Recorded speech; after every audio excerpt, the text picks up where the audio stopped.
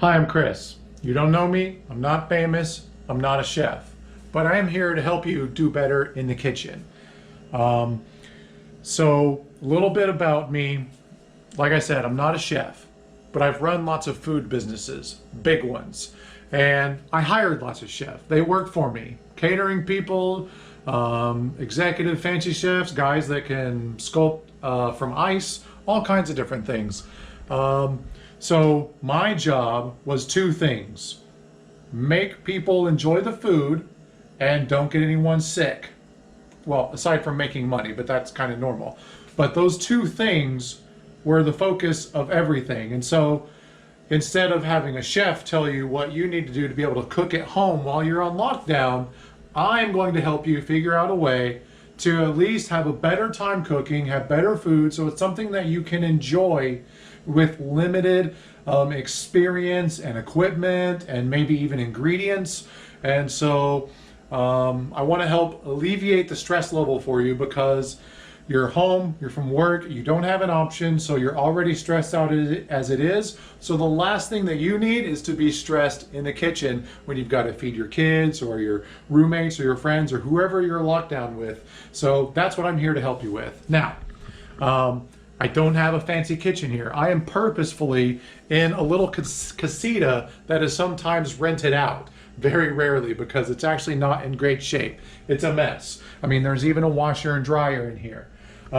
It's full of like cheap, crappy dishes that, you know, you will probably have nothing fancy. So I specifically picked the kitchen that we do not usually make meals in to do these videos so that you can understand that even with minimal things, and look at this fridge, it's barely stocked. It's got next to nothing in it. It's got some yogurt and eggs, and there's some mozzarella cheese and fruit. Freezer is pretty stocked, but that's because we've been stocking up a little bit for the virus. But I want to be able to give you, you know, if I shot this in a big fancy kitchen with fancy tools and a fully stocked fridge, that may not be your situation. So I want to make this a little more realistic for the majority of people who live in small cramped apartments in big cities and kitchens. And you may have kids running around, and my kids may be running around in the background from time to time. They're upstairs right now.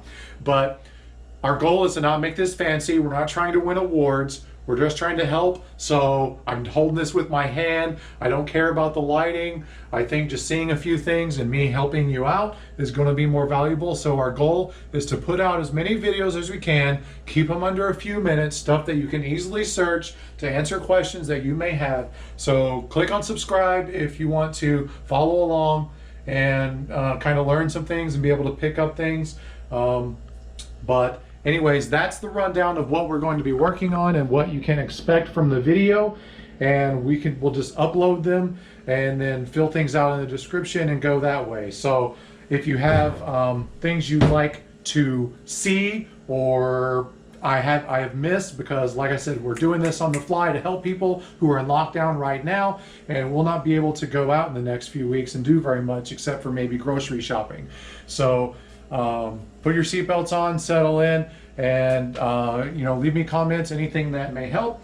And so I want to help you and your family enjoy the time that you have to have cooped up in your kitchens and in your homes, and give you the best advice. So thank you very much for watching. Oh, and one final thing I forgot to mention. I just want to point out, my family is allergic to wheat. My wife, my kids, they can't eat it. I'm fine with it. They can't. It just makes me fat. So nothing we use will have flour in it, but that won't change the information that I'm giving you. And so you can use what you need, what you have in your home, and we'll talk about substitutions later, and you know, how to do ingredients and recipes and things like that. So I just want to put that out there, that if it's something that you notice, there's a reason why there's, you know, certain things that you won't see in our kitchen, but that doesn't mean you can't have it in your kitchen. Just wanted to clarify that. Thanks.